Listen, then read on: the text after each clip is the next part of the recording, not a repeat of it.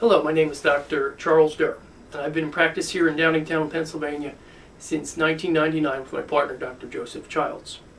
Now, if you're watching this video, you or a loved one most likely suffers from an irritable bowel condition or related digestive disorder. And so, many years ago, me and my partner started treating several conditions, namely fibromyalgia and a thyroid condition called Hashimoto's disease. And so, in treating those conditions, we found that there's several common denominators with people who have poor health. And as many philosophers, even Hippocrates says that look well to the gut for the cause and cure of most diseases. And so in practicing functional medicine, and particularly treating autoimmune conditions, there are certain priorities that you have to follow in order to get somebody well. In other words, if you don't treat the primary cause, secondary cause, and then the tertiary causes, you're not going to get the person well. And it just so happens that the primary priority in clinical chemistry and functional blood chemistry analysis is the gut. All right. And if somebody has a bad gut, you cannot fix any other condition because that leads to an autoimmune condition, inflammation, and any number of malabsorption or malnutrition. Right. So in order to fix somebody who has fibromyalgia or Hashimoto's or rheumatoid arthritis or peripheral neuropathy, we always had to start with the gut. And so I've never found a patient with an autoimmune condition who didn't have an irritable bowel or poor gut health in that regard. And so irritability or irritable bowel syndrome I use as more of a general term to describe many conditions of poor digestion. But it can range from any number of things that starts with food sensitivities, leads to malabsorption and malnutrition. It can also lead to bacterial overgrowth, immune activation, meaning autoimmunity, yeast overgrowth, degradation of the intestinal lining, and what's called dysbiosis, or abnormal flora, bad bugs over-dominating the good bugs. And so there are many mechanisms to irritability of the bowels or a digestive disorder, and diet being one of the primary ones. And so foods can be of utmost irritability. Gluten, dairy, soy, eggs, yeast. Most grains have the capacity to cause irritable bowel or degradation of the gut lining. Alcohol can do it, processed foods can do it, excess sugars, any number of things. And so what we call food-driven antigens are one of the primary causes of irritability. And if you're watching this video, chances are you've had some sort of testing or you've been to some sort of gastrointestinal doctor and you still don't have relief. That's why you're watching this video. And so what I'm here to tell you is that it goes well beyond just dietary triggers. And so you have to look at medications, and in particular corticosteroids, anti-inflammatories, antibiotics, and antacids are all known to cause breakdown and degradation of the gut lining and lead to irritable bowel syndrome. All right. So we'll get into that a little bit later. Infections can be a major trigger. One of the leading causes, or the common denominator from a microbial standpoint, is an H. pylori infection. And so many people have been checked for or know they do have an H. pylori infection. Many people are carrying it around here and don't even know about it. Chances are if you have a pet and you let them lick you, or if you clean their bowl, chances are you and the entire family might have some sort of H. pylori infection. And H. pylori, as well as Lyme disease bacteria, are what we call gram-negative bacteria, and they secrete what's called biofilm. And that can be a trigger in and of itself, and we'll get into that in a little bit later. So besides the infectious triggers, the medication side effects, and the dietary triggers, there also can be stress-related irritable bowel syndrome, particularly with the stress mechanism as it relates to cortisol, how it relates to a neurotransmitter called GABA, how it affects the middle brain stem called the mesencephalon, which then affects the vagus nerve. The vagus nerve is basically the governor of all the metabolic activity of the stomach, the peristalsis, secretions, enzymes, and so forth. And so if there's a disruption between the GABA, mesencephalon, vagal axis there, you'll have what's called a neurological or neurometabolic based irritability. Right, so that's something that needs to be investigated as well. There can be hormonal causes. Primarily, I find thyroid disorders can cause a condition called hypochlorhydria. Hypochlorhydria is a sign that you have lack of stomach acid in the gut. We're gonna get into that in just a moment. But the thyroid controls the rate of peristalsis, or the rate of digestion in the gut, which can be affected when there's a thyroid disorder, as well as progesterone, estradiol, testosterone, estrogen. Any number of hormonal imbalances can cause a problem. Brain trauma. Now, people frequently who've had concussion develop IBS shortly thereafter, and there's been laboratory studies where there was mechanically induced brain trauma to mice, and they started to show signs of leaky gut syndrome or intestinal permeability within hours of the brain trauma. So that can be an issue because of its effect on the brain chemistry and the brain motility as it relates to what's called the enteric nervous system, which is the nervous system that is inside or within the gut and controls the functions there. And then there can be metabolic causes, diabetes, what we call glycosylated end products, when you're burning sugar inefficiently. And if you have an autoimmune condition where your body's attacking the gut, i.e. Crohn's disease or similar type disorders. So those are just any number of the triggers. And what I found is most people just don't have one smoking gun. They have several dietary triggers, probably on a few medications that aren't helping.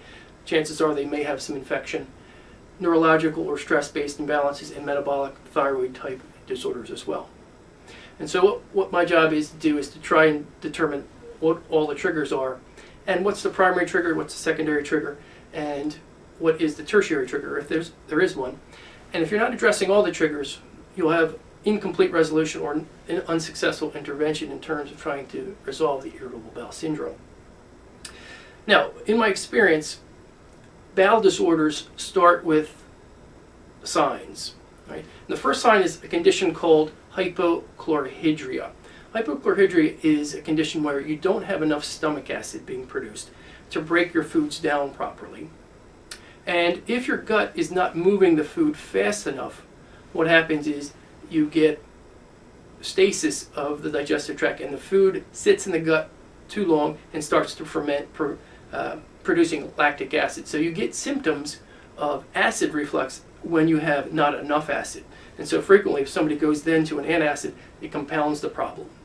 So what happens is, when you don't have enough stomach acid, you don't break proteins down from their long chains of amino acids into what's called peptides and individual proteins or amino acids.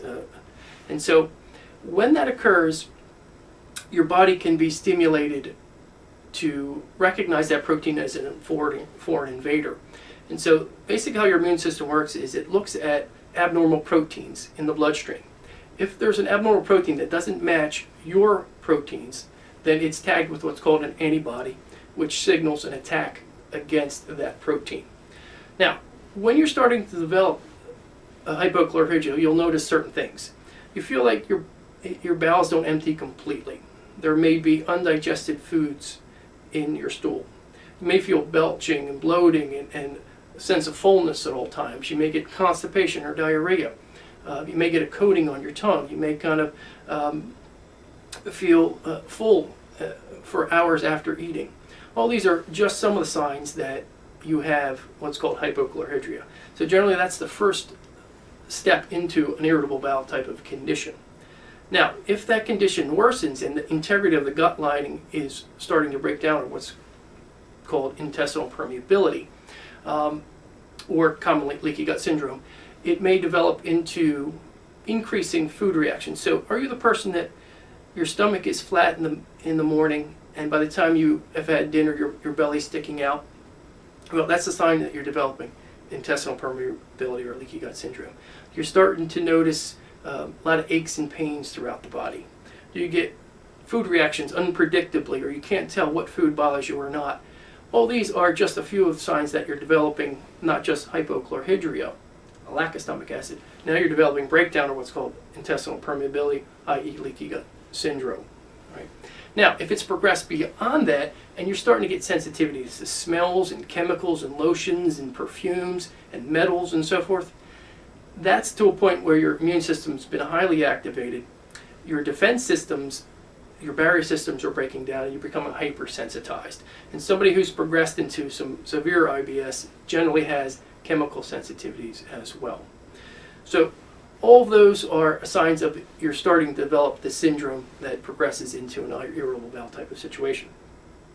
Now, to properly fix somebody with a digestive disorder, irritability, or malabsorption, or what have you, it requires proper testing. And so where the testing begins with is a very good routine blood panel. Now, practicing functional blood chemistry analysis, that means we're going to do a lot more tests than you normally see on your routine physical. You'd get 3 or 4 vials drawn, they do a few tests, and then kind of hit the high points.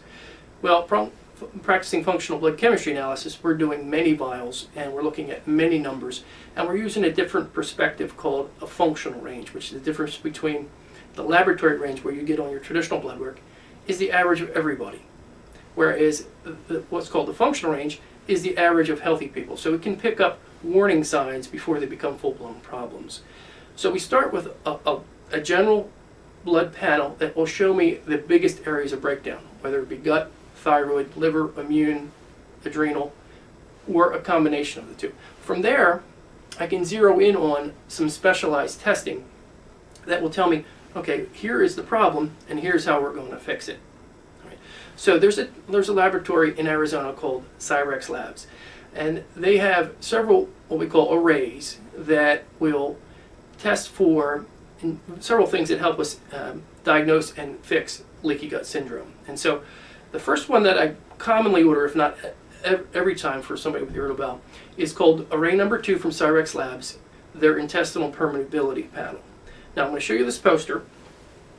All right. And so this poster is a schematic of the gut lining. All right. And so what we see here is what's called the tight junctions. All right. If these tight junctions are breaking down, you develop intercellular permeability. All right.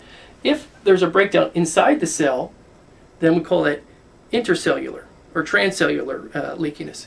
And then if you have something called biofilm, that's something secreted by a gram-negative bacteria that I mentioned earlier.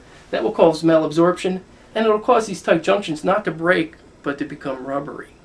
All right. So Cyrex array number 2 tests for all 3 of them. So if we see something called actomyosin antibodies, that means you have internal cell breakdown. The cell structure within your gut lining is actually breaking down and entering the bloodstream, and you're developing antibodies. So if we see actomyosin, we have what's called transcellular leakiness. This is common in people who have Lyme disease. The Lyme bacteria like to burrow into the cell membrane, set up shop, and what's what we call bacterial translocation. And they actually use your cell as a house, and their excrements and their byproducts coming through. And we'll see actomyosin, which is your cytoskeleton, breaking down. So actomyosin antibodies means that you have a problem breaking down within the cell. Now, if we see zonulin and occludin antibodies, that indicates that you have the tight junction are breaking down, and the food particles and antigens are getting through the cell. And then if we see lipopolysaccharide antibodies, that means you have biofilm. Biofilm is secreted, as I said, by gram-negative bacteria and parasites, certain type of parasites. And what biofilm is, it is their adaptation to protect them from our immune system. They can live with inside it, and they can be resistant to antibiotics and our own immune system, and they can hide in that matrix indefinitely, and quite often it will result in false negative testing, particularly in Lyme disease. I noticed somebody who has a lot of biofilm will have a lot of negative tests until the biofilm has started being removed, and then suddenly the immune system will activate against an existing Lyme. Now, H. pylori, which I mentioned earlier, which is one of the most common gut bugs that causes all sorts of malabsorption and irritable bowel type of situations, is also a lipopolysaccharide producer or a biofilm producer. And so the problem with biofilm is it makes the tight junctions rubbery. But when it gets into the bloodstream, it does the same thing to the blood-brain barrier. And so it creates a lot of brain inflammation. In fact, a lot of scientists are studying it to use as a delivery system for certain medications they're trying to get into the brain. But when you have permeability of the blood-brain barrier, you get brain inflammation, which creates a lot of neurological and neurotransmitter deficiencies. And so biofilm is one of the most underdiagnosed conditions that I see. And Cyrex Laboratory, as far as I know, is the only lab doing the intestinal permeability panel. It's a very unique panel. Now, traditionally, for many years, there's been a test called the lactulose mannitol test. And this is a test where you drink some big sugar molecule types of drink, and you urinate and you collect that. And if these certain lactulose mannitol molecules are found in the urine, that means that that molecule must have gotten through the digestive tract. Well, it's an antiquated test at best, and these new tests from Cyrex not only tell you if you have leaky gut, which type you have, and then how best to treat it, because each one of those intestinal permeability or intestinal breakdowns require a different treatment that takes a different amount of time and a different amount of protocol. So array number 2 from Cyrex is by far the most valuable test that I do in diagnosing digestive breakdown, irritable bowel syndrome. But then there has Cyrex array 3. All right, Cyrex number 3 is the gluten sensitivity panel. Now, I can't tell you how many times I've been told that I've been tested for gluten and I've come back negative. Well, there are 24 variations of a gluten protein that you can be sensitive to individually, and you'll still have a gluten sensitivity. Traditional gluten sensitivity testing tests for 2 of them: alpha-gliadin in an IgE reaction, or tissue transglutaminase in an IgE reaction. So there is gliadin, alpha-gliadin, there's transglutaminase in 4 or 5 different forms. So there's actually 23 permutations, not to mention gluten, wheat germ agglutinin, which is the bran. Right? Now, interestingly enough, I had a gastroenterologist. His name was Ron, and he didn't have irritable bowel syndrome. He came to me for a lot of inflammation and other spinal-related problems. But upon examination and blood work, it seemed like he was very inflamed. So I ran array number 2, 3, and what's called array number 4. Array number 4 is a multiple food sensitivity panel. And array number 4, he showed dairy sensitivity. But on his gluten sensitivity panel, he was negative except for one finding: wheat germ agglutinin. All right? So it was interesting. His wife encouraged him to switch to whole wheat, and after he did that, that's when his inflammation got really bad, because he has a sensitivity to the bran, the germ. And so many people who eat whole grains actually have more of an immunological reaction than they do just eating the internal, less of the whole grain type of food there. So once he went off of whole wheat and dairy, his inflammation went away and he felt a lot better. Right? So he's actually able to eat regular gluten, just had to stay away from the whole wheat. So category 3 is the gluten sensitivity panel. It has 24 permutations of the gluten molecule. That is the most definitive test for gluten sensitivity there is. Now, I don't always order the gluten sensitivity panel, because what I do in my traditional panel is I test for the least sensitive gluten test there is, and if you test positive for that, then there's no need to investigate further. However, what I do order is array number 4. Array number 4 is called the cross-reactive panel. And so there's a condition, there's a phenomenon called cross-reactivity. Cross-reactivity means that foods have a similar protein structure, so that when your immune system is compromised or lacks what's called differentiation, the protein can look similar enough in its DNA sequence. The amino acids are all, about 5 of them are similar. Your immune system thinks it's the same thing. And so gluten is cross-reactive to dairy, coffee, yeast.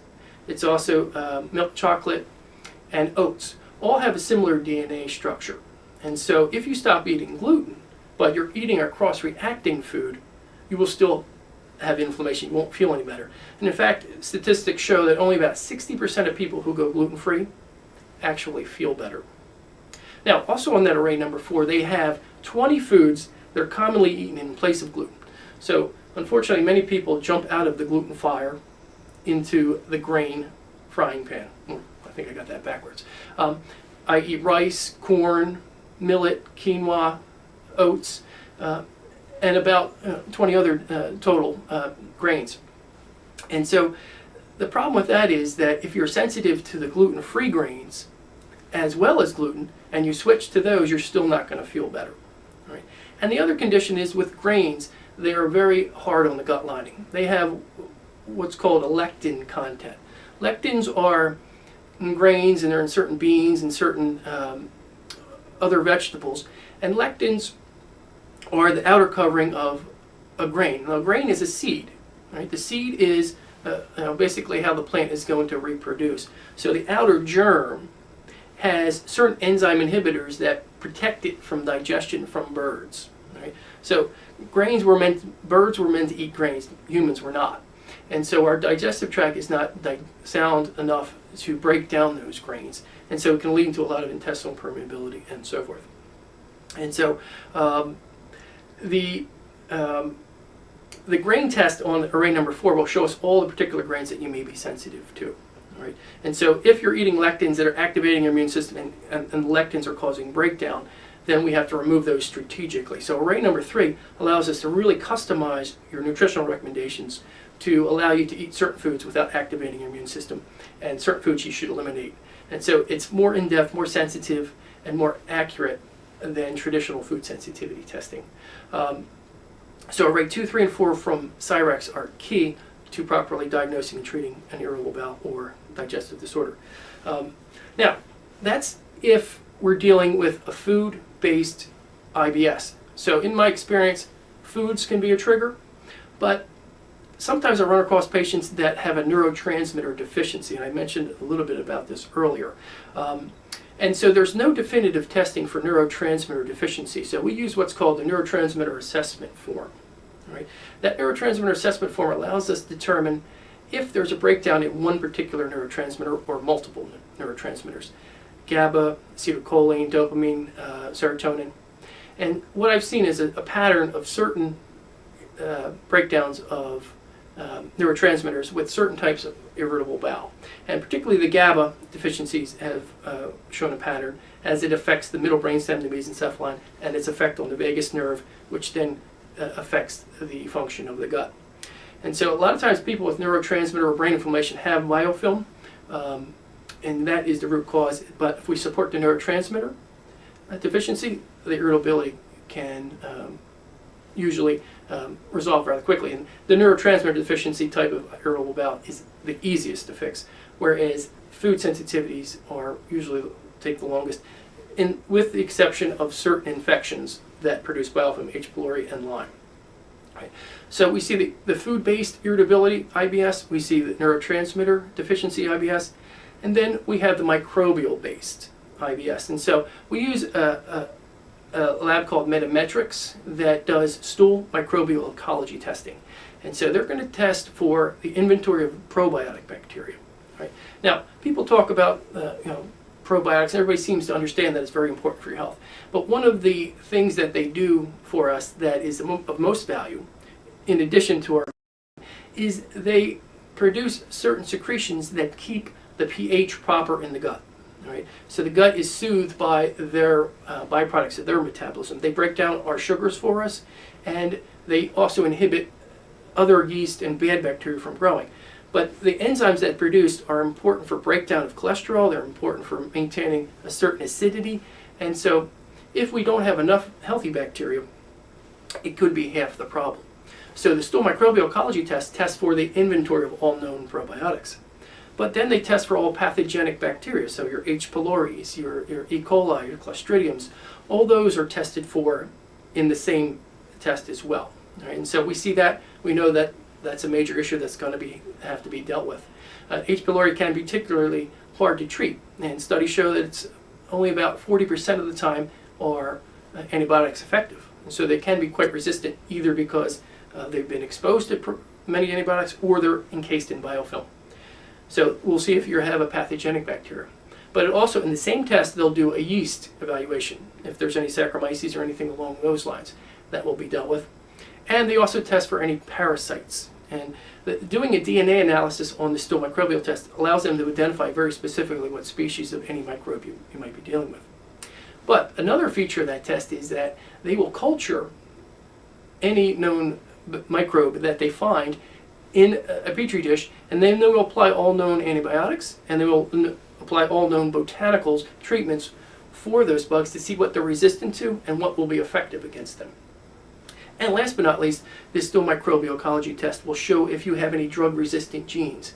In other words, if you have certain antibiotics that won't work for you. And so this is just that test alone, in this feature of the test, is worth the weight of the test, or the cost of the test. Because if you ever, God forbid, need an antibiotic, you don't want to know which class of it is going to work for you.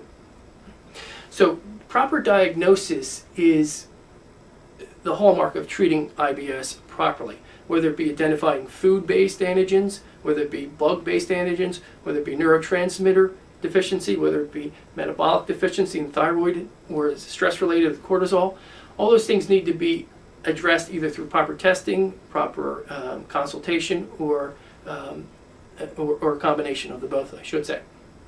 But what all that leads to is a very specific regimen of nutritional restrictions and nutritional allowances. So we're going to say, you can eat, this is what you can eat, this is what you can't. We're going to do this for so long, 8 weeks, and then we're going to retest. Right? We're going to see the problem areas in the beginning, are they resolving? All right? Then, based on that, I will change up the dietary recommendations, add some foods strategically back, other foods will be phased out. Some nutritional supplements that we're recommending will be tailored to that particular phase of correction and so forth. And so what I find is that if there is gut repair, food antigens, bug antigens, and neurotransmitter deficiencies, a person's going to need 3 8-week cycles to get the problem under control. But if they only have one particular trigger, particularly neurotransmitter deficiency, it generally takes 8 weeks to get the problem under control. And sometimes if it's just a mild case of one and the other, it'll take 2. And so what I typically do is have an initial consultation. I have you fill out a lot of questionnaires, a lot of forms. We sit down, we talk, and we discuss a lot of interactions and testing and all your history and so forth. And then I'll send you out for my initial panel. The initial panel will be broad-based and comprehensive, looking for the major areas breakdown.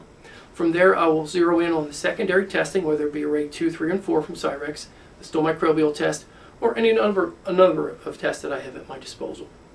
From there, I will design a specific diet for you and some nutritional products to support your recovery, whatever the biggest priority at that time will be.